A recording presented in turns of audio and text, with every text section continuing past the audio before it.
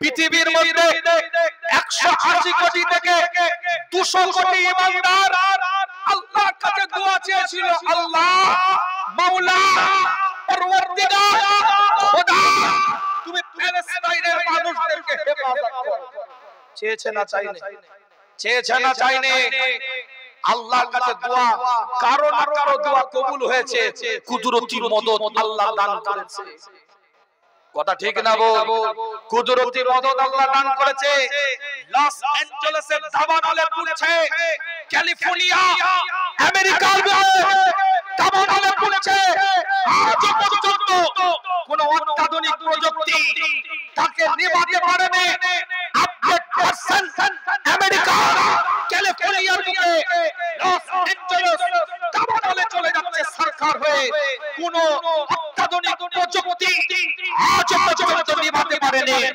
যত অত্যাধুনিক কেমিক্যাল দেওয়া হয়, 3 মিনিটে সমুদ্র থেকে প্লেনে করে নিয়ে পানি ফেলা হয়েছে, পিঙ্ক কালারের কেমিক্যাল দিয়ে আগুন নেভাবার প্রচেষ্টা চলেছে, কিন্তু পারেনি। তারা বুঝে গেছে, ডোনাল্ড ট্রাম্প ভেবে গিয়েছে যে কারো না কারো কথা ওখানে শোনা হয়ে গিয়েছে, ফয়সালা ওখান থেকে হচ্ছে। সঙ্গে সঙ্গে ইসরায়েলের সাথে কথা বলে হামাসের সাথে শান্তি চুক্তি করে তারা নিজেদের মধ্যে যুদ্ধ স্থগিত চুক্তি করেছে। মনে রাখবেন, ফয়সালা যখন আল্লাহর তরফ থেকে হয়,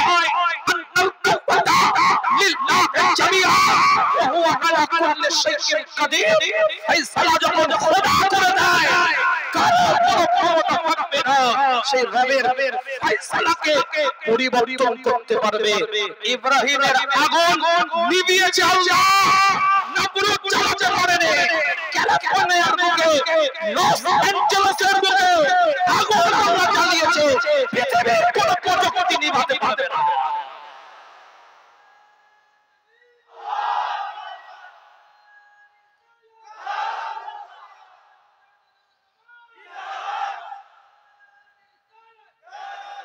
আমার বক্তব্য বুঝেন, জবান খুলে একটা তাকবীরের ধ্বনি দেন দেখি, নারায়ে তাকবীর। আল্লাহর ওলিদের মারকাজে এসেছেন, মারইয়ামের পক্ষে দাঁড়িয়ে কে দোয়া চাইছে? জাকারিয়া নবী দোয়া চাইছে। কার কাছে চাইছে? আল্লাহর কাছে চাইছেন। কিন্তু জায়গার একটা দাম আছে না নাই? প্লেসটার একটা দাম আছে না নাই? ওই জায়গাটার মুতাবারাকের ওসিলায়, ওই জায়গাটায় কোরআন বলছে মারইয়ামের পক্ষে আল্লাহ দোয়া কবুল করুন। খাজা মাইনুদ্দিন চিশতি আজমিরি সঞ্জি রাহমাতুল্লাহ আলাইহির দরবারে দোয়া আল্লাহর কাছে চাইবো, কিন্তু ওই জায়গার ওসিলায় আল্লাহ কবুল করবে। নিজামউদ্দিন আউলিয়ার দরবারে দোয়া আল্লাহর কাছে চাইবো, কিন্তু জায়গার ওসিলায় আল্লাহ দোয়া কবুল করবে। কুতুবউদ্দিন কাকির দরবারে দোয়া আল্লাহর কাছে চাইবো, ফরিয়াদ আল্লাহর কাছে করব, কিন্তু কবুল করবে আল্লাহ, কিন্তু জায়গার মার্তবা। আমি বলিনি, কোরআন বলছে, কেটে দাও কোরআন। কোরআন বলছে পরিষ্কার অক্ষরে, ফানাদাতুল মালাইকাতু হুয়া কায়িমুন ইউসাল্লি ফিল মিহরাব, দাঁড়িয়ে আছে মেহরাবে। ওই অবস্থায় আল্লাহ বলছে খবর দাও। কি খবর দিবে? যে দোয়াটা চেয়েছে কে? জাকারিয়া নবী। কি দোয়া? যে আমাকে আল্লাহ একটা সন্তান দাও। হুনালিকা দাআ জাকারিয়া রাব্বাহু ক্বালা রাব্বি হাবলি মিন লাদুনকা যুররিয়াতান তাইয়্যিবাতান। যে আল্লাহর কাছে দোয়া চেয়েছে, আল্লাহ সন্তান দাও, আল্লাহ বলছে ওখানে দাঁড়িয়ে আছে, ওই জায়গা দোয়া চাওয়ার ওসিলায় আমি আল্লাহকে সন্তান দিই। আকীদা কি?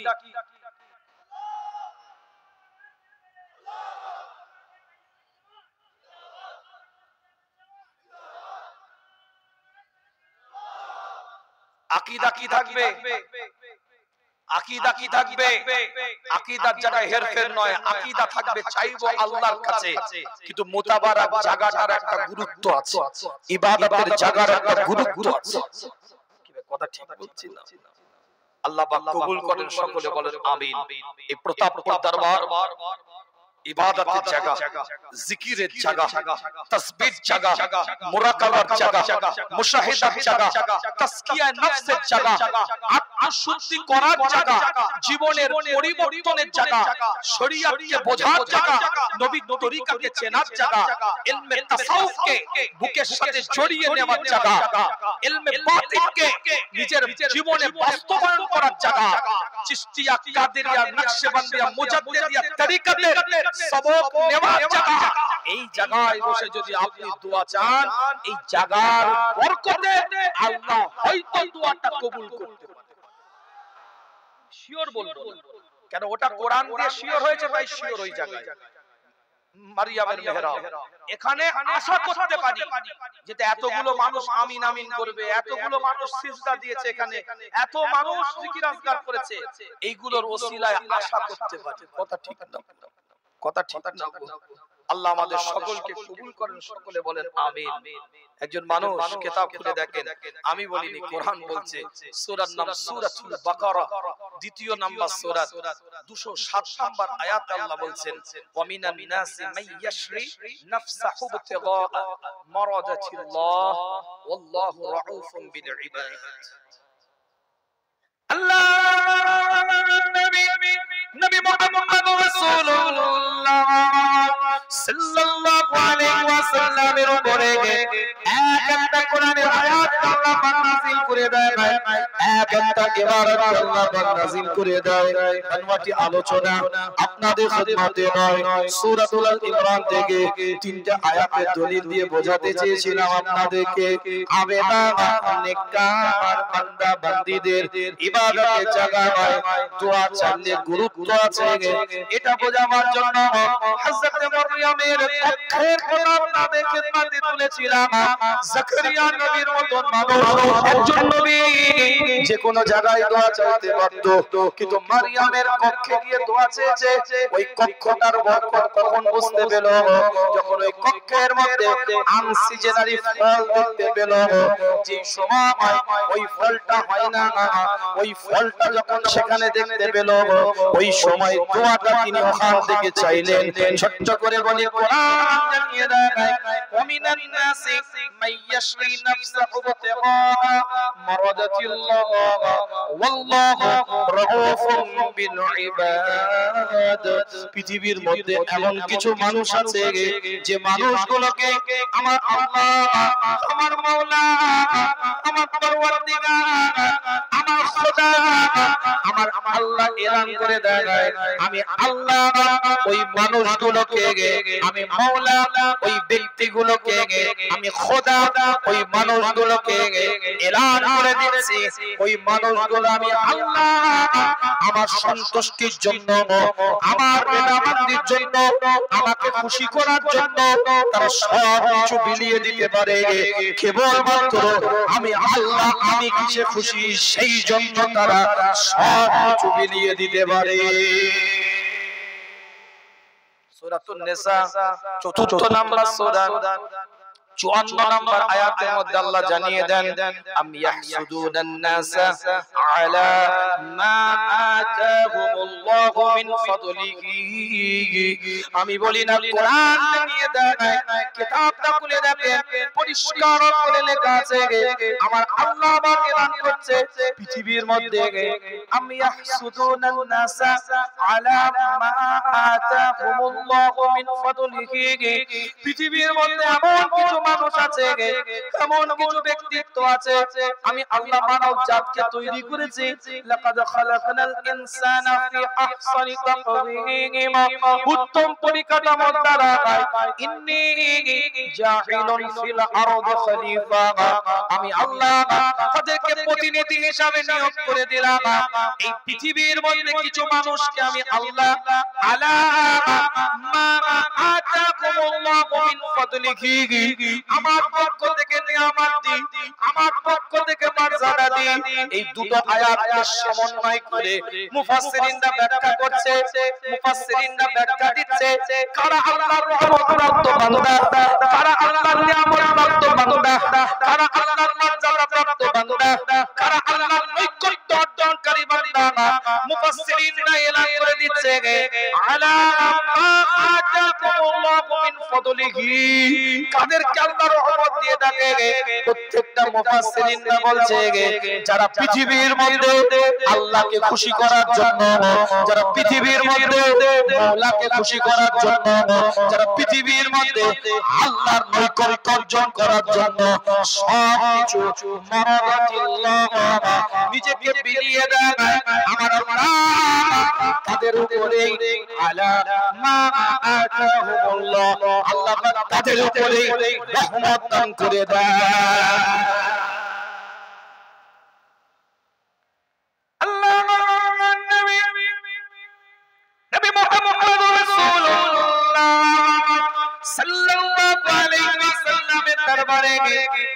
একজন সাহাবে কেরাম হুজুর গিয়ে হুজুরের দরবারে বসে আছে কিতাবটা খুলে দেখেন সাহাবে কেরাম হুজুরের নাম হচ্ছে হযরত সাসা বিন নাজিয়া এখনি গুগলে সার্চ করলে পাবেন সাসা বিন নাজিয়া মস্ত বড় একজন অর্থশালী মানুষ ছিলেন সাসা বিন নাজিয়া অর্থশালী একজন ব্যক্তিত্ব ছিলেন জাহেলিয়াতের যুগে অজ্ঞতার যুগে মূর্খতার যুগে ডার্কনেস টাইমে অন্ধকার আচ্ছাদিত সময় ওয়া ইন কানু মিন ক্বাবলু লাফি দালালিন মুবিন প্রকাশ্য পথভ্রষ্টতার সময় জাহেলিয়াতের যুগে সাসা বিন নাজিয়া রাদিয়াল্লাহু তাআলা আনহু মস্ত বড় একজন অর্থশালী মানুষ ছিলেন কিতাবের রিওয়ায়াতের মধ্যে পাওয়া যায় আল্লাহর নবী আল্লাহর রাসূলের দিকে লক্ষ্য করে সাসা বিন নাজিয়া বলে হুজুর আল্লাহ পাক কি আমাকে জাহেলিয়াতের যুগে যে ভালো কাজগুলো করেছিলাম উত্তম কাজগুলো যেগুলো করেছিলাম সালেহ কাজগুলো যেগুলো করেছিলাম সেই কাজের বদৌলতে আমার আল্লাহ জাহেলিয়াতের যুগে আমাকে কি কোনো বরকত দিবে কোনো সাজা দিবে কোনো পুরস্কার আমার আল্লাহ কি দিবে জাহেলিয়াতের যুগের কর্মের কারণে অজ্ঞতার যুগের কর্মের কারণে আল্লাহ নবী মুহাম্মদ রাসূলুল্লাহ সাল্লাল্লাহু আলাইহি ওয়াসাল্লাম জিজ্ঞাসা করে সাসা বিন নাজিয়া কি এমন ইবাদত কি এমন তুমি কর্ম করেছো কি এমন তুমি উত্তম কাজ করেছো কি এমন তুমি সালেহ কাজ করেছো কিতাবের রিওয়ায়াতের মধ্যে পাওয়া যায় হযরত সাসা বিন নাজিয়া রাদিয়াল্লাহু তাআলা আনহু বলে হুজুর আমার দুটো উট হারিয়ে গিয়েছিল এই দুটো উটকে খোঁজার জন্য আমি যখন বেরিয়ে পড়লাম আর একটা উটে সওয়ার হয়ে আমি দূর থেকে লক্ষ্য করলাম ওই উট দুটো ওখানে চড়ছে আমি টুকটুক করে সেখানে এগিয়ে গেলাম একজন বৃদ্ধ মানুষ ওই জায়গাটায় বসে আছে আমি তার দিকে তাকিয়ে বললাম এই উট দুটো আমার সে বলল আপনার উট চড়ছিল তাই আমি খেতে দিয়েছি আপনি আপনার উটটা নিয়ে যেতে পারেন হঠাৎ করে একটা বাচ্চা ছেলে কান্নার আওয়াজ বাড়ির ভিতর থেকে আসে ওই বাড়ির ভিতরে বাচ্চা কান্নার আওয়াজ শুনে বৃদ্ধ মানুষটা বলে ছেলে হয়েছে কি মেয়ে হয়েছে আওয়াজটা শোনার সঙ্গে সঙ্গে আমি সাসা বিন নাজিয়া ওই বৃদ্ধ মানুষটাকে জিজ্ঞাসা করলাম ছেলে হলে আপনি কি করবেন আর মেয়ে হলে আপনি কি করবেন সে আমাকে বলে ছেলে হলে আমার কবিলার সম্মানকে বাড়াবে আমার বংশে আলো জ্বালাবে আর কন্যা হলে এখনই আমি তাকে দাফন করে দেব অল্প সময় পরে খবর পাওয়া যায় কন্যা হয়েছে আমি তাকে বললাম আপনি আপনার কন্যাকে মৃত্যু দিবেন না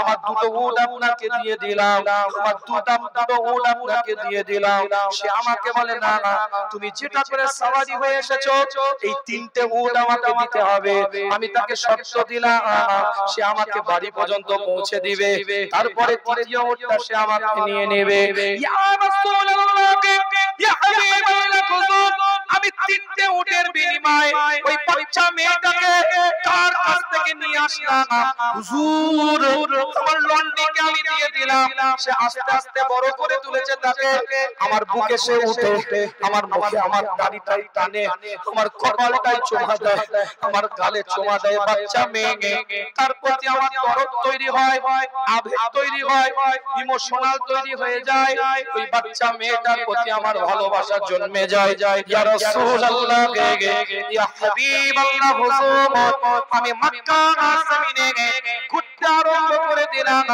চার বাড়িতে গিয়ে দেখলাম কন্যা সন্তানের জন্ম হয়েছে। হুজুর আমি 3টে উট দিতাম আর কন্যা বাচ্চাটাকে নিয়ে চলে আসতাম। হুজুর আমি 3টে উটটাকে দিতাম আর বাচ্চাটাকে নিয়ে চলে আসতাম। ইয়া রাসূলুল্লাহ ইয়া হাবিবাল্লাহ হুজুর আমি 322টা বাচ্চাকে এইভাবে 3টে উটের বিনিময়ে আমি নিজে লালন পালন করেছি। হুজুর আমাকে আল্লাহ কি জাযা দিবে? আল্লাহ কি আমাকে নিয়ামত দিবে? আল্লাহ কি আমাকে মর্যাদা দিবে? আল্লাহ আমার নবী মুহাম্মদ রাসূলুল্লাহ সাল্লাল্লাহু আলাইহি ওয়াসাল্লামের চোখ দিয়ে পানি বর্ষা করে যায়। হুজুর সাহাবী রাদিয়াকে বুকের সাথে জড়িয়ে নেয়, কপালে চুমা দিতে থাকে, চিৎকার আওয়াজ দিয়ে বলে সাহাবী রাদিয়া আমি নবী আমি মুস্তাফা করে দিলাম, আমি তাজদারে হারাম তোমাকে জানিয়ে দিলাম। আমার আল্লাহ তোমার ওই কর্মের কারণে, তোমার ওই কাজের কারণে, তোমার ওই কর্মের জন্য এই ঈমান নামক দৌলতটাই তোমাকে আমার আল্লাহ দিয়েছে। ওই জাযা হিসাবে আমার আল্লাহ তোমাকে ঈমান দান করে দিয়েছে।